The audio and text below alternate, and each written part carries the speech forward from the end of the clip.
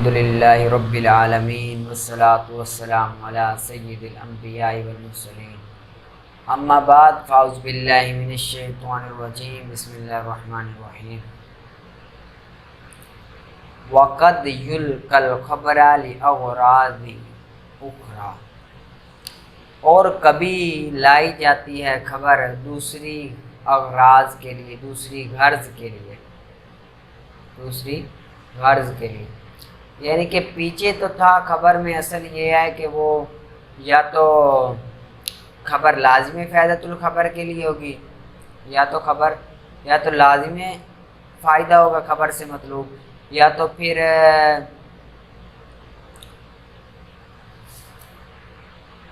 یا فائدۃ الخبر ہوگی یا لازمی فائدۃ الخبر ہوگی، یا پھر لازمی فائدۃ الخبر ہوگی یا فائدۃ الخبر ہوگی۔ لیکن ادھر سے یہ بیان کرنا چاہتے ہیں کہ کبھی کبھی خبر دوسری غرض کے لیے لائی جاتی ہے، نہ ہی اس میں فائدۃ الخبر موجود ہوتا ہے اور نہ ہی لازمی فائدۃ الخبر موجود ہوتا ہے، ٹھیک ہے۔ جس طرح سے استرحام کے لیے، رحمت طلب کرنے کے لیے، رحمت طلب کرنے کے لیے موسیٰ علیہ السلام کے قول میں رب انی لما انزلت الی من خیر فقیر، اے میرے رب بے شک واسطے اس کے جو تو نے نازل کیا الیہ میری طرف من خیر بھلائی سے، فقیر حالانکہ میں فقیر تھا، میں محتاج تھا۔ اب یہاں پر موسیٰ علیہ السلام محتاجی کا اظہار کر رہے ہیں۔ کس کا اظہار کر رہے ہیں؟ محتاج ہونے کا اظہار کر رہے ہیں۔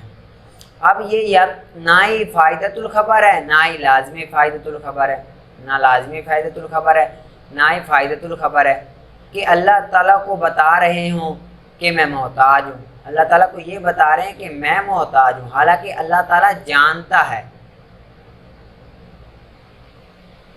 حالانکہ رب تعالیٰ جانتا ہے، اور یہ بھی مراد نہیں ہے کہ موسیٰ علیہ السلام جانتے ہیں کہ اللہ تعالیٰ کو بتاؤں کہ میں بھی جانتا ہوں، لہٰذا یہاں سے محض طلب رحمت مراد ہے، محض طلب رحمت۔ نہ موسیٰ علیہ السلام بتا رہے ہیں رب تعالیٰ کو کہ میں محتاج ہوں، اس سے مراد یہ بھی نہیں ہے، نہ ہی اس سے مراد یہ ہے کہ رب تعالیٰ جانتا ہے کہ موسیٰ علیہ السلام محتاج ہے، بلکہ یہاں سے مراد صرف طلب رحمت مراد لی جا رہی ہے، رب تعالیٰ کی رحمت مراد لی جا رہی ہے، ٹھیک ہے۔ یعنی کہ رب تعالیٰ تو نے مجھ سے بھلائی کا ارادہ کیا، جو تو نے نازل کیا میری طرف وہ بھلائی تھی، حالانکہ میں تو محتاج تھا اس کا، ٹھیک ہے۔ اور ضعف کا اظہار کرنے کے لیے اور کمزوری کا اظہار کرنے کے لیے زکریہ علیہ السلام کے قول میں کس کا اظہار کرنے کے لیے؟ کمزوری کا اظہار کرنے کے لیے زکریہ علیہ السلام کے قول میں قال رب انی وہن العظم منی، فرمایا اے میرے رب بے شک میری ہڈیاں کمزور ہو گئی ہے، واہنا کمزور ہو گئی ہے، عظم ہڈیاں، منی میری ہڈیاں کمزور ہو گئی ہیں۔ اب یہاں پر جو حضرت زکریہ علیہ السلام نہ تو رب تعالیٰ کو بتا رہے ہیں کہ میری ہڈیاں کمزور ہو گئیں، اور نہ ہی ان کو کہ بتانے سے مراد یہ ہے کہ مجھے پتہ ہے کہ میری ہڈیاں کمزور ہو گئی، بلکہ یہاں پر کمزوری کا اظہار کر رہے ہیں کہ رب تعالیٰ میری ہڈیاں کمزور ہو گئی، ٹھیک ہے۔ اور حسرت کو ظاہر کرنے کے لیے عمران کی عورت کے قول میں، اور حسرت کو ظاہر کرنے کے لیے عمران کی عورت کے قول میں فلما ودعتھا قالت انی ودعتھا انثی واللہ اعلم بما ودعت، پس جب اس نے جنا لڑکی کو، قالت کہا ربی اے میرے رب بے شک میں نے ودعتھا جنا انثی لڑکی کو، واللہ اور اللہ تعالیٰ اعلم زیادہ جانتا ہے بما وضعت بسبب اس کے جو اس نے جنا، اب یہ حضرت مریم علیہ السلام کی جو ماں تھی نا، عمران کی عورت، انہوں نے رب تعالیٰ سے دعا کی کہ رب تعالیٰ تو مجھے بیٹا عطا کر، تو میں بیت المقدس کی خدمت کے لیے اس کو صرف کروں گی۔ تو جب اس نے بیٹا نہ جنا، بیٹی جنا، تو اس نے رب تعالیٰ سے حسرت کا اظہار کیا کہ رب تعالیٰ میں نے تو تجھ سے لڑکا مانگا تھا پر تو نے لڑکی دی۔ نہ ہی اس سے رب تعالیٰ پر، نہ ہی اس سے فائدۃ الخبر مراد ہے، نہ ہی لازمی فائدۃ الخبر مراد ہے، نہ ہی رب تعالیٰ کو بتانا مقصود ہے، نہ ہی رب تعالیٰ کو بتا کر یہ کہنا مقصود ہے کہ مجھے بھی پتہ ہے کہ لڑکی جنا۔ حالانکہ اللہ تعالیٰ تو زیادہ جانتا ہے کہ اس نے جب، لیکن وہ حسرت کر رہی ہے کہ میری حسرت تو یہ تھی کہ میں لڑکا جنتی، لیکن میں نے جنا ہے لڑکی کو، تو اس سے بھی اللہ تعالیٰ زیادہ جانتا ہے جو اس نے جنا۔ ٹھیک ہے، اس کو آپ نے اچھی طرح سے یاد کرنا ہے۔ ٹھیک ہے، آگے فصل فی الدلالت، فصل دلالت میں، فصل کس میں؟ دلالت میں۔ الدلالت لغت هو الارشاد ای راہ نمودن، کہ دلالت لغت میں وہ ارشاد ہے، راہ دکھانا ہے، ای راہ نمودن، راہ دکھانا ہے، راستہ دکھانا ہے۔ لغت کے اعتبار سے دلالت کی تعریف کیا ہے؟ راستہ دکھانا۔ ٹھیک ہے، اور اصطلاح میں ہونا ایک چیز کا، اور اصطلاح میں ہونا ایک چیز کا اس حیثیت کے ساتھ کہ ایک چیز، ایک شے کے علم سے دوسری شے کا علم لازم آئے، یلزم لازم آئے ایک شے کے علم سے دوسری شے کا علم، اس کو کیا کہتے ہیں؟ دلالت کہتے ہیں۔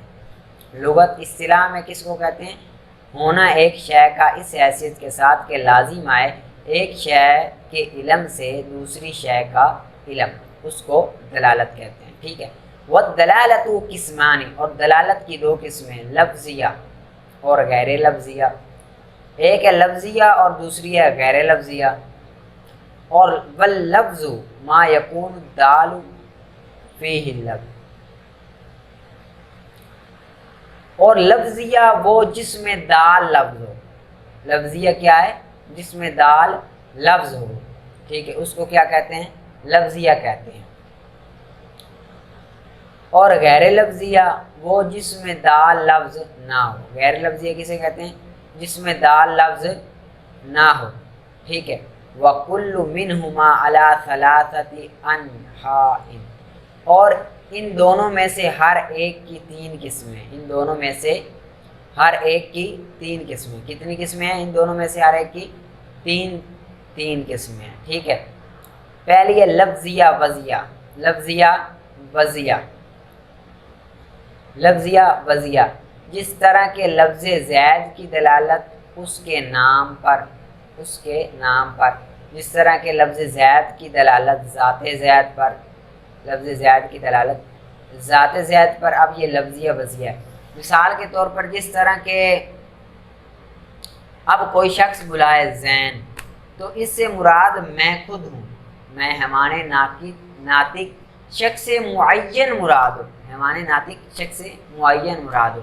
اس لفظ زین سے مراد ذات زید ہے، یعنی کہ لفظ زین سے مراد ذات زین ہے، میں خود ہوں، تو اس کو کیا کہتے ہیں؟ دلالت لفظیہ وضعیہ۔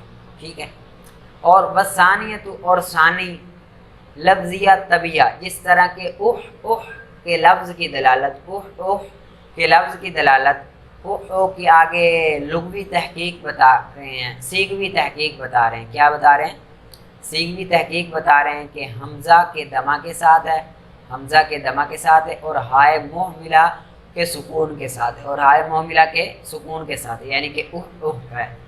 اور کہا گیا ہے بفتحھا، اس کے فتح کے ساتھ بھی ہے، یعنی کہ حمزہ کے فتح کے ساتھ بھی کہا گیا ہے، یعنی کہ بھی ہے، بھی ہے۔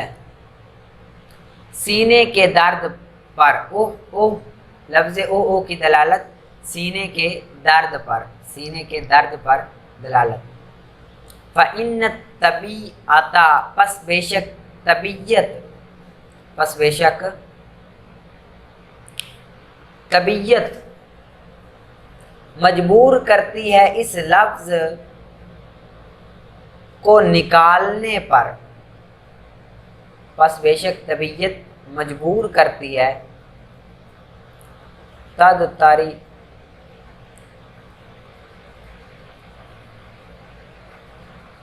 تدترو، پس بے شک طبیعت مجبور کرتی ہے اس لفظ کو نکالنے کے ساتھ عندہ عروج الوجہ فی صدر، صدر سینے میں درد کے عارض ہونے کے وقت، سینے میں درد کے عارض ہونے کے وقت طبیعت مجبور کرتی ہے اس لفظ کو ادا کرنے پر، یعنی کہ جب سینے میں درد ہوتا ہے تو طبیعت مجبور کرتی ہے کہ اس لفظ کو ادا کیا جائے، اوہ کو ادا کیا جائے، یہ کیا کرتی ہے؟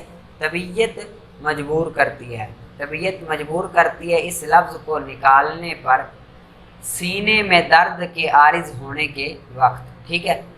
والثالث، اور تیسری قسم ہے لفظیہ عقلیہ، تیسری قسم کون سی ہے؟ لفظیہ عقلیہ، جس طرح کے لفظ دیز کی دلالت دیوار کے پیچھے سے سننے والے پر، جس طرح کے لفظ دیز کی دلالت دیوار کے پیچھے سے سننے والے پر، ٹھیک ہے، جس طرح کے لفظ دیز کی دلالت دیوار کے پیچھے سے جو سنا گیا ہے لافظ کے وجود پر، لافظ کے وجود پر، بولنے والے کے وجود پر، ٹھیک ہے، جس طرح کے لفظ دیز کی دلالت مسموع جو سنا گیا ہے دیوار کے پیچھے سے لافظ کے وجود پر، لافظ کے وجود پر، لافظ کے وجود پر، بولنے والے کے وجود پر، بولنے والے کے وجود پر، ٹھیک ہے۔ اب ادھر سائل سوال کرتا ہے، سائل سوال کرتا ہے کہ آپ نے دیز کو ذکر کیوں کیا، زید کو کر دیتے، لفظ آپ نے دیز کیوں کہا، آپ نے لفظ دیز کیوں کہا، آپ لفظ زید کہہ دیتے، آپ نے دیز کیوں کہا، زید کہہ دیتے۔ تو اس کا جواب یہ ہے کہ اگر ہم زید کہہ دیتے تو اس سے لفظیہ عقلیہ مراد ہوتا، اس سے لفظیہ وضعیہ مراد ہوتا، اس سے لفظیہ وضعیہ مراد ہوتا، اسی لیے ہم نے دیز کہا ہے۔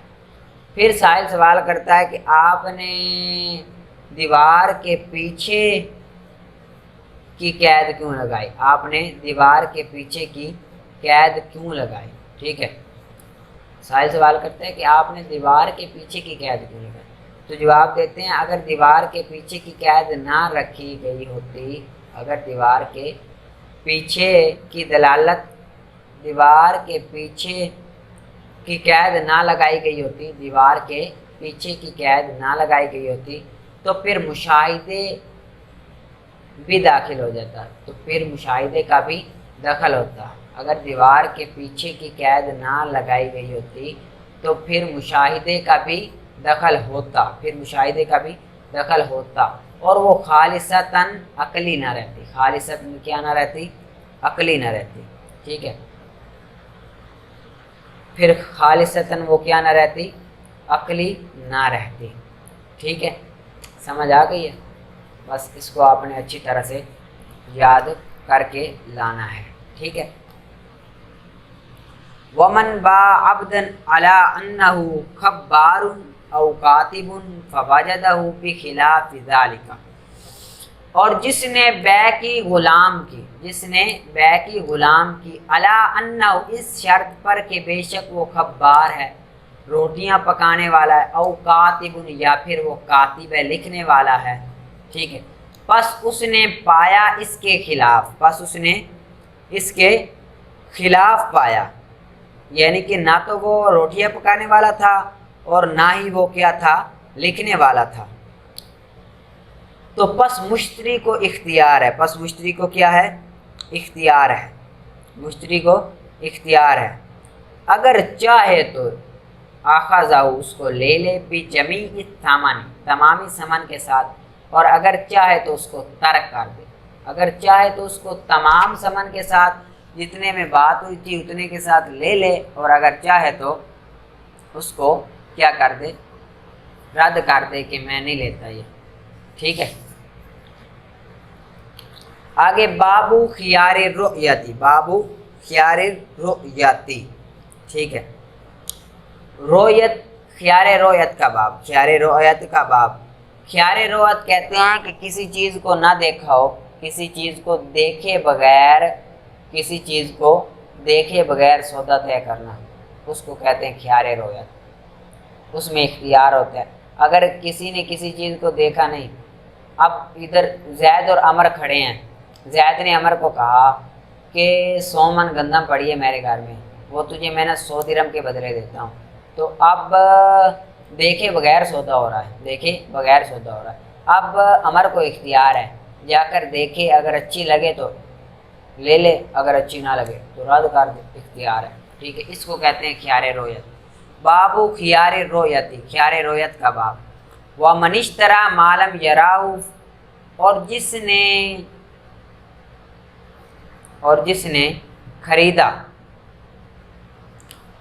نے خریدا مالم یراہ، مالم یراہ، ایسی چیز کو جو اس نے نہ دیکھی ہو، ایسی چیز کو، ماں موصول ہے، ایسی چیز کو جو اس نے نہ دیکھی ہو، فالبیع جائز، پس بیع جائز ہے، پس بیع جائز ہے، وَلَهُ الْخِيَارُ، اور اس کے لیے اختیار بھی موجود ہے، بیع بھی جائز ہے اور اس کے لیے اختیار بھی موجود ہے۔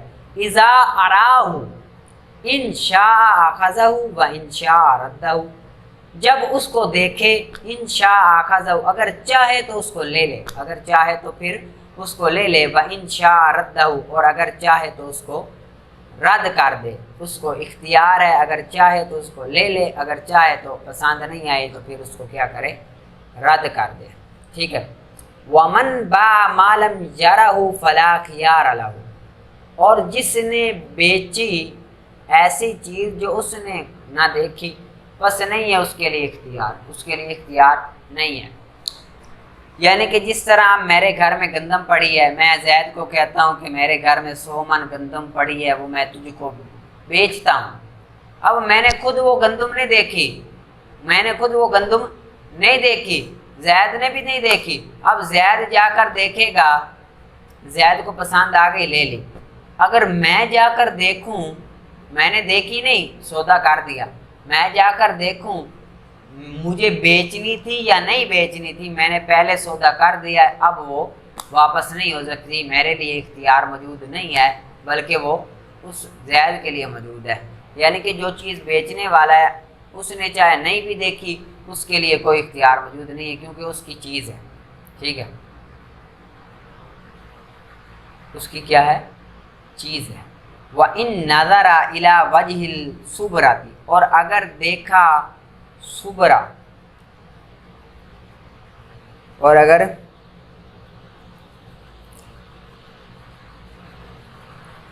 اگر دیکھا ڈھیر کے اوپر سے، ڈھیر کے اوپر سے، صبرا کہتے ہیں ڈھیر، اور اگر دیکھا ڈھیر کے اوپر سے، وَإِلَى ظَاهِرِ الثَّوْبِ مَطْوِيًّا، مطویًا لپیٹے ہوئے کپڑے کے ظاہر کی طرف، یا لپیٹے ہوئے کپڑے کے ظاہر کی طرف، او الی وجہ الجاریتی، یا پھر لونڈی کے چہرے کی طرف، او الی وجہ الدابتی، یا پھر جانور کے چہرے کی طرف، وقافلھا، اور اس کی پیچھے کی طرف، تو پس نہیں ہے اختیار اس کے لیے، اس کے لیے اختیار پھر موجود نہیں ہے۔ یعنی کہ کسی نے بائع کی اور اس نے نا یا تو گندم کے ڈھیر کے اوپر کے حصے کو دیکھ لیا اور تعین کر دیا جس طرح اوپر کا اس طرح نیچے کا، یا پھر کپڑے لپیٹے ہوئے کپڑے کے ظاہر کو دیکھ لیا، ظاہر کو دیکھ لیا، اور مراد ہے کہ جیسے اوپر ہے ویسے ہی بیچ میں ہے، ٹھیک ہے، یا پھر لونڈی کا چہرہ دیکھا، یا پھر جانور کے چہرہ دیکھا، یا اس کی پیچھے والی سائڈ دیکھی، تو سودا طے کر دیا، سودا کیا کر دیا، طے کر دیا، تو فلا خیار اللہ، تو اس کے لیے کوئی اختیار موجود نہیں ہے، اس کے لیے کوئی اختیار موجود نہیں ہے کہ واپس کرے، ٹھیک ہے، بلکہ سودا طے ہو گیا، فسق ہو گیا، اب واپس فسق ہو گیا، اب وہ واپس نہیں کر سکتا، اس کے لیے کوئی اختیار موجود نہیں ہے، ٹھیک ہے۔ وَإِن رَأَى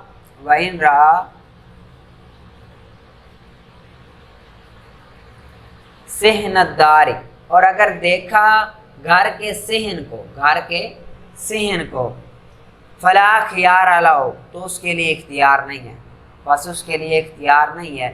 وَإِن لَمْ يُشَاهِدْ بُیوت، اور اگرچہ نہ اس نے مشاہدہ کیا اس کے کمروں کا، بیوت اس کے کمروں کا مشاہدہ نہ بھی کیا ہو، پھر بھی سودا طے ہو گیا، اس کو کوئی اختیار نہیں ہے، اس کا گھر کا صحن دیکھا، سودا طے کر دیا، کمرے نہیں دیکھے، بعد میں کمرے دیکھے، تو اب اختیار باقی نہ رہا بلکہ فسق ہو گیا، فسق ہو گیا کام، ٹھیک ہے نا، معین ہو گیا، ٹھیک ہے،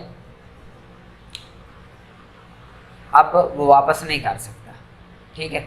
اس کو آپ نے اچھی طرح سے یاد کرنا ہے اور آپس میں ضرور تکرار کرنا ہے مسائل کا، تاکہ اچھی طرح سے سمجھ آئے۔ مسائل کا تکرار کرو گے تو آپ کو اچھی طرح سے سمجھ آئے گی، ورنہ آپ کو سمجھ نہیں آئے گی، ٹھیک ہے۔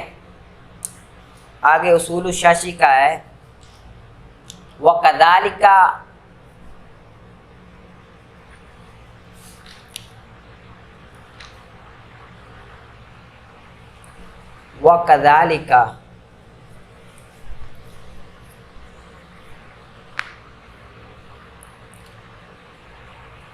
اور اسی طرح اللہ تعالیٰ کے قول میں قد علمنا ما فرضنا علیہم فی ازواجہم،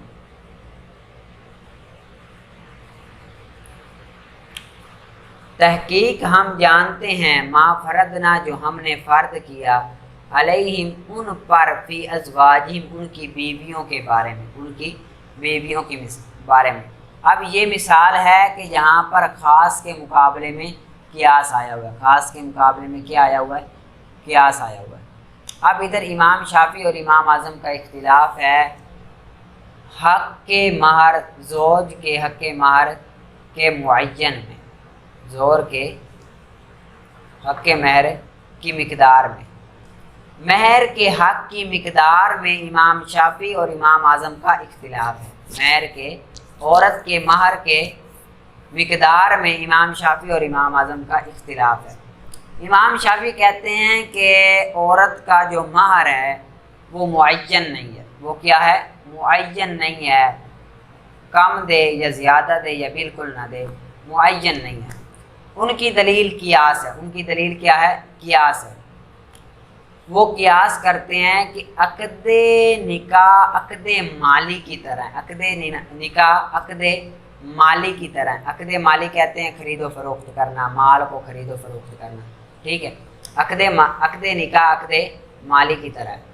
عقد مالی میں جس طرح کے بائع اور مشتری کے درمیان ایک سودا طے ہوتا ہے، بائع اور مشتری کے درمیان ایک سودا طے ہوتا ہے، اب بائع کی مرضی ہے کتنے کی بیچے، مشتری کی مرضی ہے کتنے کی خریدی، کتنے کی خریدے، ٹھیک ہے۔ بائع کی مرضی ہے کتنے کی بیچے، مشتری کی مرضی ہے کتنے کی خریدے۔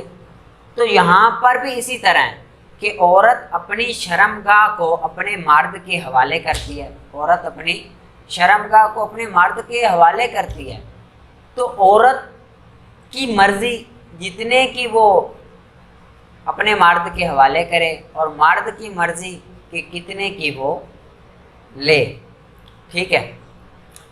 اب چاہے حق مہر جتنے پر راضی ہو جائیں، چاہے عورت کم حق مہر لے یا زیادہ لے یا بالکل لے ہی نہ، عورت کی مرضی ہے، ٹھیک ہے۔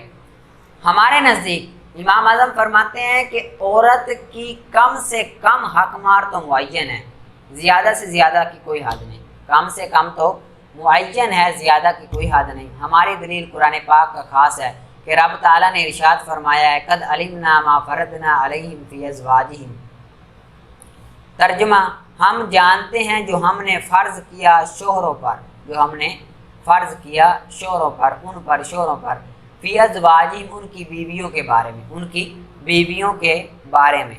اب یہاں پر جو فرضنا لفظ ہے نا، فرضنا، فرضنا یہ بمعنی تقدیر کے ہے، یہ بمعنی کس کے ہے؟ تقدیر کے ہے۔ اب معین کرنے کے معنی میں ہے، تقدیر کے یعنی کہ معین کرنے کے معنی میں، لہٰذا یہاں سے معین ہو گیا کہ حق مہر کیا ہے؟ معین ہے، حق مہر کیا ہے؟ معین ہے۔ تو یہ قرآن پاک میں کیا ہے؟ اجمال ہے، اجمال ہے۔ اس کی تفصیل حدیث پاک کر رہا ہے، اس کی تفصیل کون سا کر رہا ہے؟ حدیث پاک کر رہا ہے۔ حدیث پاک میں ہے کہ لا مہر لأقل، لا مہر لأقل من عشرۃ الدراہم، لا مہر लिअकल्ला मिन अशरति दराहिम, कि रसूल सल्लल्लाहु अलैहि वसल्लम ने इरशाद फरमाया कि 10 से हक मार कम नहीं है, 10 से कम हक मार नहीं है, 10 से कम हक मार नहीं है। तो इससे साबित हो गया कि कम से कम हक मार जो है ना वो 10 दिरहम है। कम से कम हक मार वो कितना है? 10 दिरहम है, और ज़्यादा की कोई हद नहीं, और ज़्यादा की कोई हद नहीं। ठीक है, कम से कम 10 दिरहम है और ज़्यादा की कोई हद नहीं। ठीक है, अब यहाँ पर आपने पीछे पढ़ा था कि किताबुल्लाह के मुकाबले में अगर कियास आ जाए, किताबुल्लाह के मुकाबले में कियास आ जाए तो कियास पर अमल करेंगे। अगर किताबुल्लाह पर ज़्यादती लाजिम ना आए तो, किताबुल्लाह पर ज़्यादती लाजिम ना आए तो कियास पर भी अमल करेंगे, किताबुल्लाह पर भी अमल करेंगे। अगर कियास पर ज़्यादती लाजिम आएगी तो कियास को छोड़ देंगे और कुरान पाक पर अमल करेंगे। लिहाजा हम कियास को छोड़ते हुए कुरान पाक पर अमल करेंगे और कहेंगे कि कम से कम औरत का हक मार 10 दिरहम है, ज़्यादा से ज़्यादा की कोई हद नहीं। ठीक है, खासुन फ़ी तक़दीर शरी, ख़ास है तकदीर शरी में, ख़ास है तकदीर शरी में। पस नहीं छोड़ेंगे अमल करना इसके साथ, पस नहीं छोड़ेंगे अमल करना ख़ास के साथ, एतबार, इस एतबार के साथ कि बेशक वो अक़्द माली है, बेशक निकाह अक़्द माली की तरह है। इस एतबार के साथ हम नहीं छोड़ेंगे हक मार को कि निकाह अक़्द माली की तरह है। बस एतबार करते हुए उक़ूद मालिया का, एतबार करते हुए उक़ूद मालिया का हम ख़ास पर किताबुल्लाह पर अमल करना छोड़ेंगे नहीं। बस होगा माल की तकदीर में इसमें मुअक्कल बनाना, माल की तकदीर में तो मुअक्कल बनाना होता है, फ़र्ज़ करना होता है ज़ौजैन में से एक की राय की तरफ, ज़ौजैन में से एक की राय की तरफ। जिस तरह के चले गए इमाम शाफ़ी अलैहि रहमा, जिस तरह के चले गए इमाम शाफ़ी जिसकी तरफ, जिस तरह चले गए इमाम शाफ़ी, यानी कि जिस कौल की तरफ इमाम शाफ़ी चले गए वहाँ तो माल की तकदीर में वकील बनाना होता है, ना कि मालिक बनाना होता है, फ़र्ज़ करना होता है वकील के तौर पर। ठीक है, इस वजह से कुरान पाक के ख़ास पर अमल करेंगे। ठीक है, आपने अच्छी तरह से समझना है और आपस में तकरार ज़रूर करना है। अगर समझ में ना आए फिर भी तो फिर आप पूछ लेना। ठीक है, पढ़ा सुना कबूल।